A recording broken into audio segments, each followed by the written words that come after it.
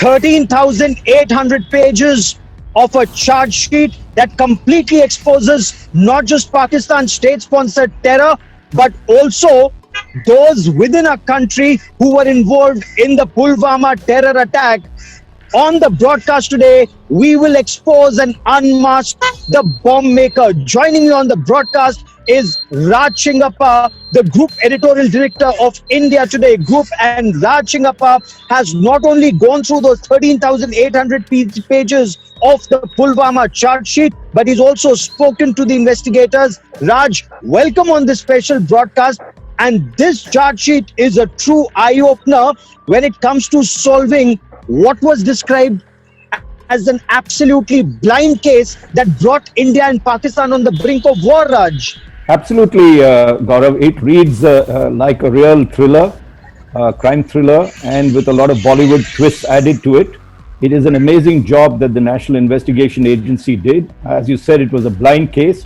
If you recall, the blast happened on February 14th, 2019 on the highway, National Highway 44 on Srinagar, as the 76th Regiment of the CRPF, battalion of the CRPF, moved in a convoy. There were 78 vehicles, and this suicide bomber came from one of the sides and blew up that vehicle. 40 people had died, 40 CRPF personnel had died. And when the NIA investigators came on the scene, they had no evidence because it was so well planned that everything was smashed to smithereens. They couldn't locate the body, they couldn't locate the car, and how they unraveled the entire case, how they were able to solve it, is a fascinating story which we have carried in the latest issue of India Today. I'm just going to flash that copy, Gaurav. I mean, it's out there for everyone to see. We're calling it the bomb makers of Pulwama. The bomb maker of Pulwama. Now, Raj, the bomber himself, the suicide bomber, was from the Kashmir Valley, but this plot was hatched and guided from Pakistan. A Pakistani terrorist was involved in making that bomb, putting it together. And is there cast iron, unimpeachable evidence to say so and prove it in a court of law? You know, the fascinating thing about this, firstly, of course, there is now evidence for the first time, I think in a long time, that the NIA has been able to piece together the entire sequence of events, starting from what happened in Pakistan, them sending the terrorists in, then the terrorist organizing himself to blow up the convoy, and who all he enrolled in it, the process. They have been able to start right from the beginning when he entered, the terrorist Umar Farooq entered in April 2018 into India, and right through, all because of the fact that this is an amazing thing. He was killed subsequently in after 40 days after the Pulwama attack that he did, and there was a phone that was half burnt, his own phone that was half burnt. It lay sort of deciphered for 8 months because they were not able to link the two. And when they finally began to open that and see all the messages that he had and all the photos, the entire evidence came together, and they were able to then solve the entire puzzle that Pulwama was. But very interestingly, Gaurav, just an interesting fact, Umar Farooq has a history of his own. Son of a terrorist, nephew of a terrorist, but give us details, Raj, because here is a Pakistani terrorist and terror is in his DNA, Raj. Terror was in this terrorist's DNA. You know, his father is Ibrahim Athar, who was one of the key hijackers of the 1999 Kandahar IC-814 hijack that happened. And if just to jog one's memory, it was that hijack had taken place on a flight from Kathmandu to Delhi. It was diverted to Kandahar finally.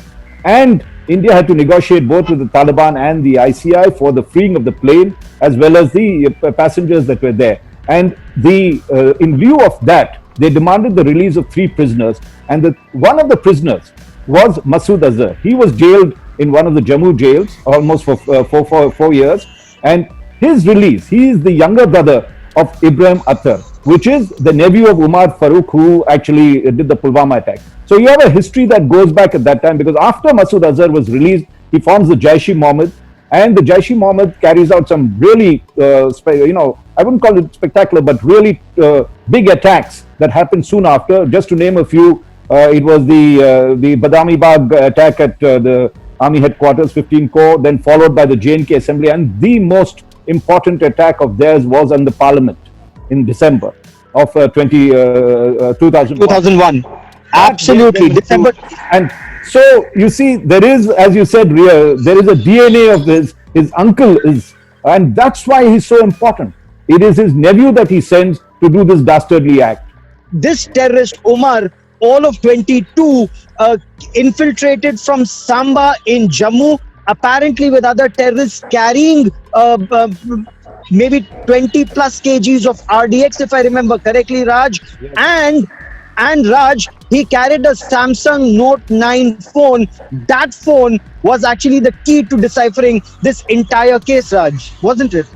Well, what he did was he infiltrated, as you rightly said, through the Samba Kathua sector in Jammu. Normally they take the POK side, but in this case they came through the international border, and that is something that our security forces have to ponder about. We are supposed to have a completely tight grid over there, layers and layers, including a fencing, and he gets past that along with other terrorists. So that's something that they need to look at. And you know, it is so well organized, and that's the other worry, that despite having this huge grid, he's able to slip through in the night of 13th, 14th of April 2018, 1 year or 8 months before the attack he did on that, through the international border. He's not carrying the Samsung Note 4 at that time, he's carrying another phone, but the people have records. He was carrying a phone, and he actually videographs that entire entry through the IB, which the NIA has. And then he's met by two people over there. You know, there is a group of 5 terrorists that also infiltrate with him, but we're not getting into that. He is the key guy that is coming in. Look at the way they organize it. There are 2 people that receive him, one a trucker, and the other is a pilot car, which is a Fiat Punto. Now, what they do is they put him inside the truck along with other goods that's there, so he's completely hid along with the other terrorists. They do this. This is a kind of a well-oiled system, and the pilot car goes ahead and ensures that all the checkpoints, if there's any, that it is clear for them to do it, and they drive from that point right up to Pulwama, where he is then housed, and he begins his nefarious activities to do the Pulwama attack.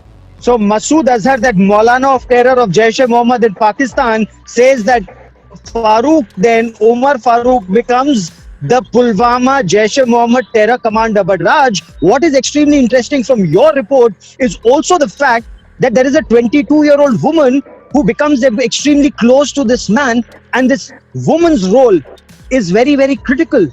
Gaurav, I'll come to that particular part, which is absolutely, you're right, it's critical, and the way she's a key accomplice. She's actually photographed along with his pistols and his assault rifles, and that is one of the key evidences that she and her father shelter Omar Farooq very close to where the Pulwama attack happens. If it happens on the highway, their house is barely a kilometer or 2 away.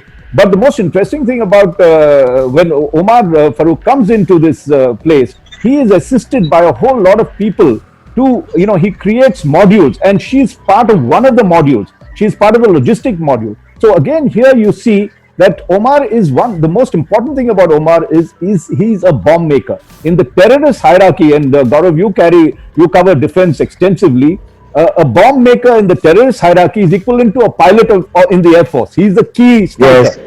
And so very valuable. Now, he was trained in Afghanistan along with the Taliban and certain ISI elements that were there.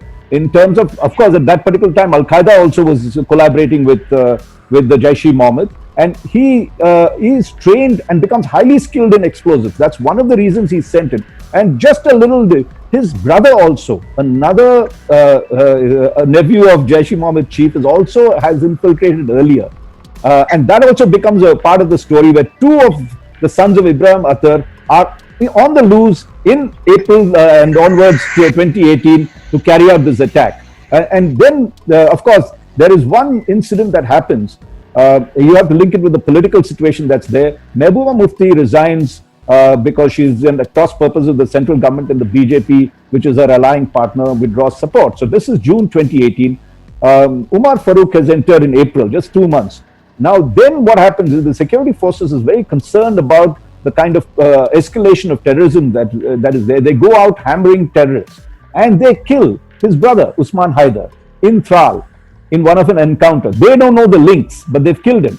Now, the moment the Jaish-e-Mohammed chief hears it, he calls for an attack a major attack against Indian security forces, and then Umar Farooq began the Pulwama blast planning.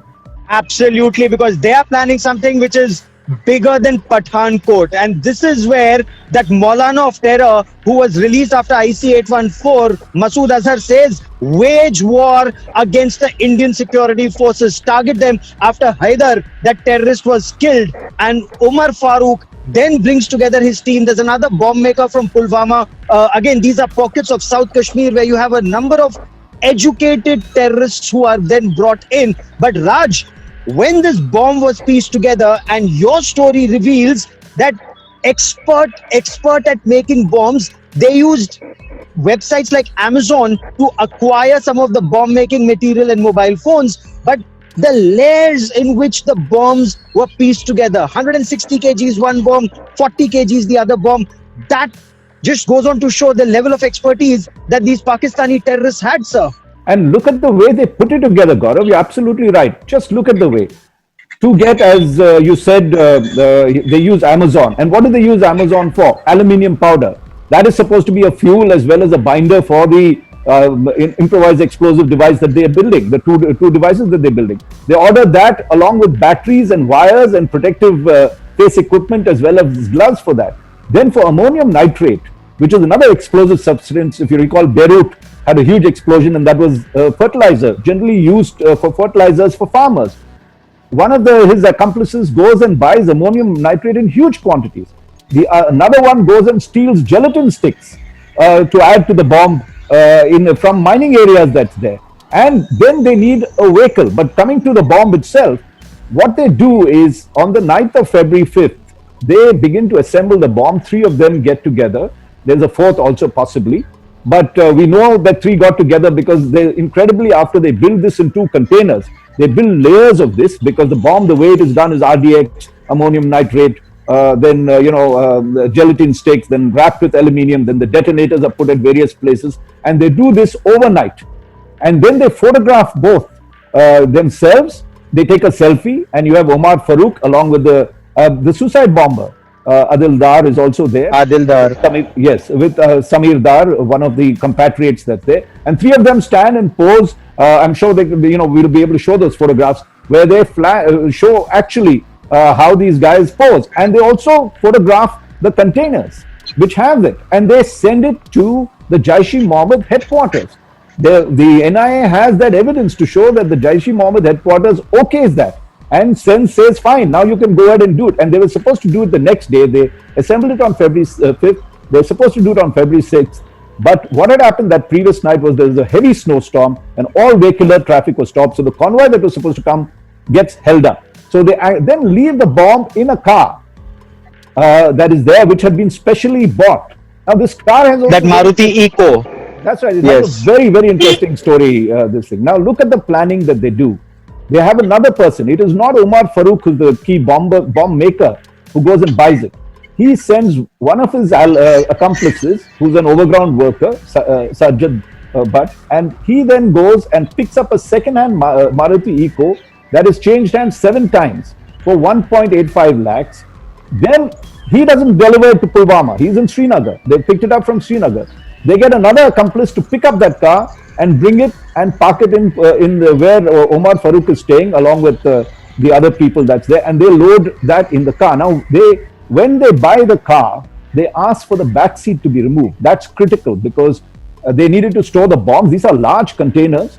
If you can imagine 100 kg, 160 kgs and 40 kgs, these are large containers that are sitting like drums in that place. They load it on the back of it and they keep it for 8 days and no one detects it till they blast it.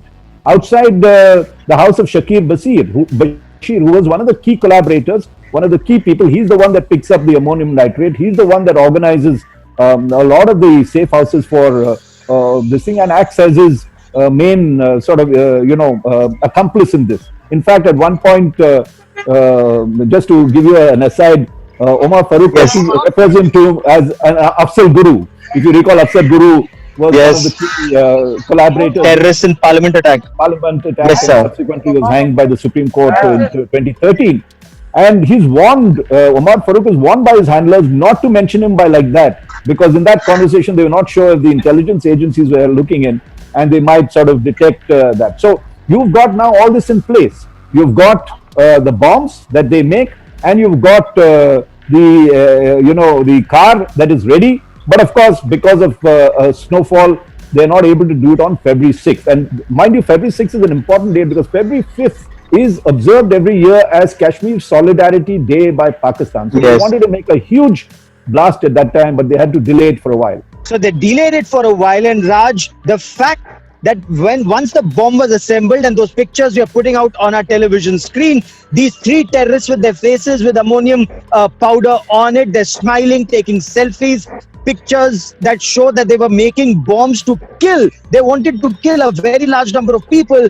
Then all these images were sent to Pakistan, electronically transmitted to Pakistan, and approval came from the Maulana of Terror, Masood Azhar. Without doubt, there is, the Pakistan's deep state involvement is there.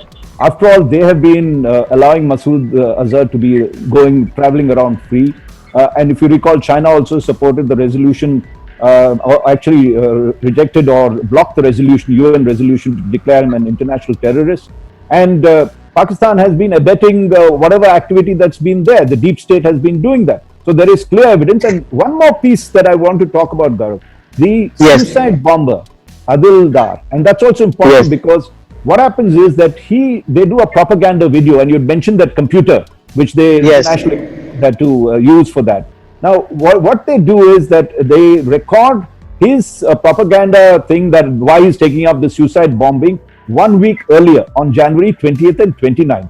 Now, when they are doing that, he is not able to do the 10-minute dialogue that he's supposed to give. So all this is on record, by the way. They actually have that. That's the wonder thing. Multiple takes. They have multiple takes, and he actually then is lip syncs his threat that he's going to carry it out and everything else.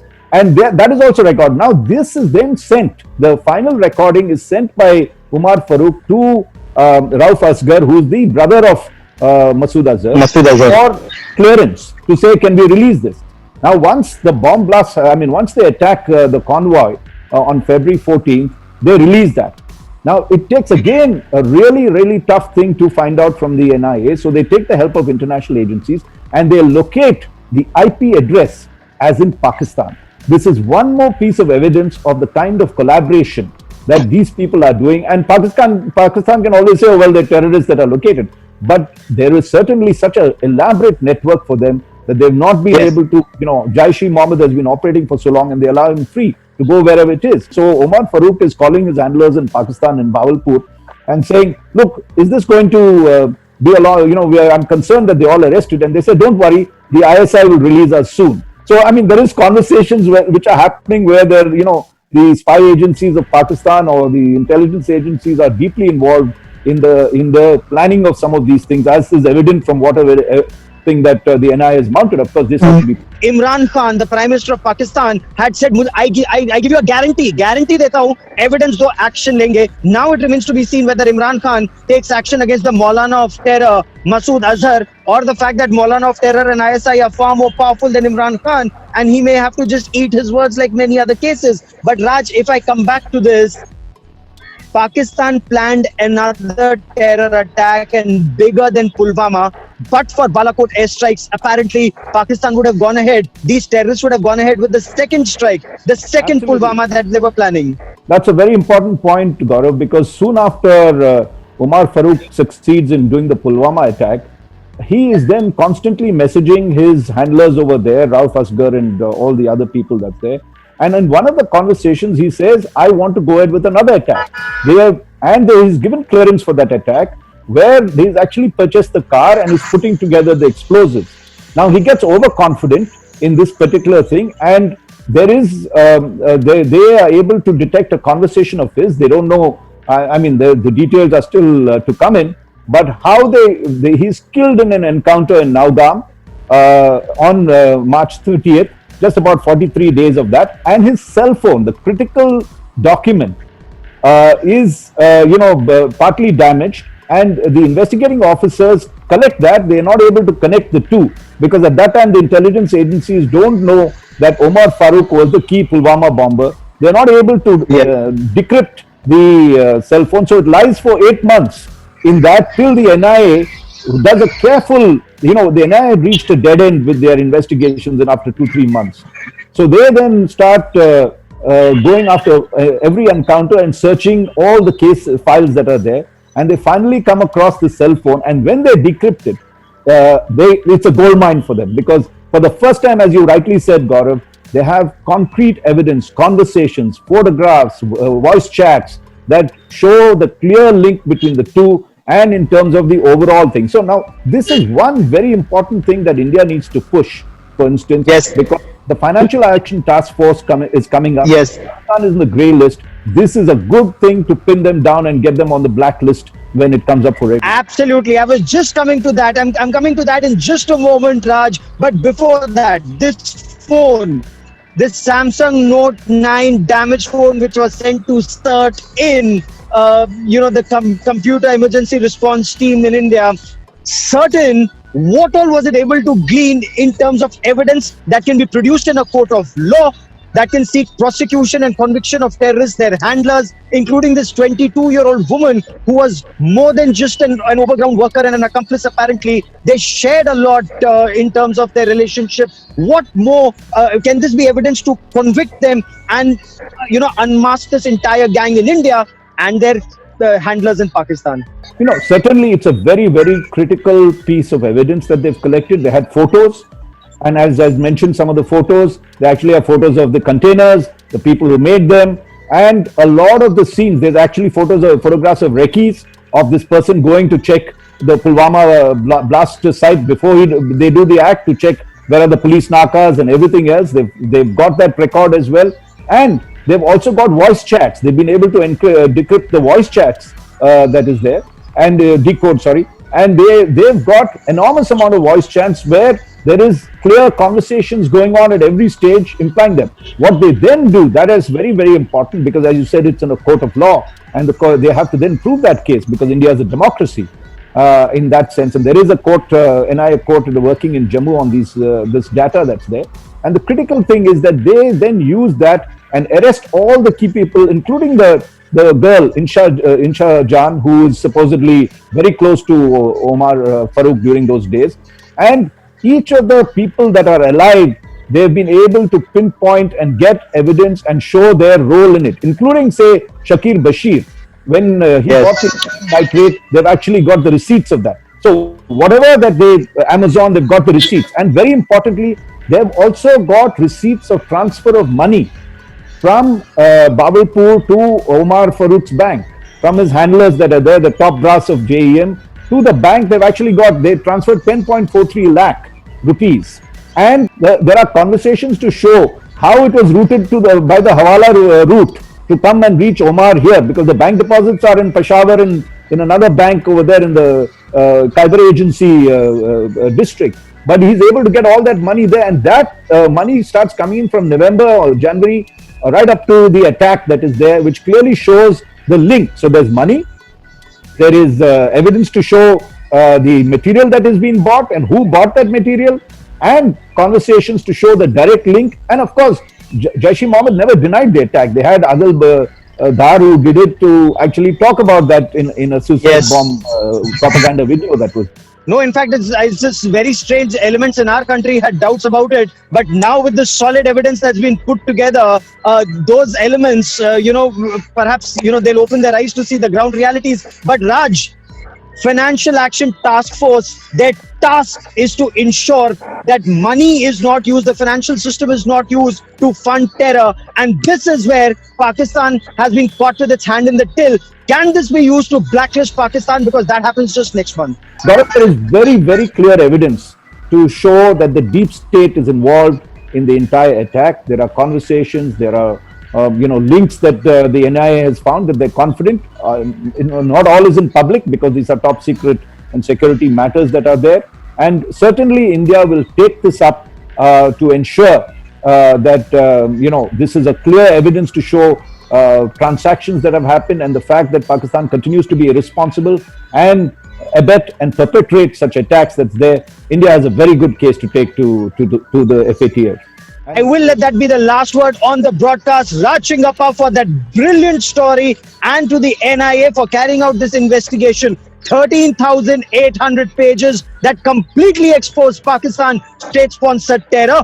Will Pakistan take action? And more importantly, will the civilized world, will the Financial Action Task Force take action against Pakistan at the FATF plenary? We'll be tracking that story very, very closely. Raj Singappa for the moment. Many thanks for joining me on this India Today special broadcast.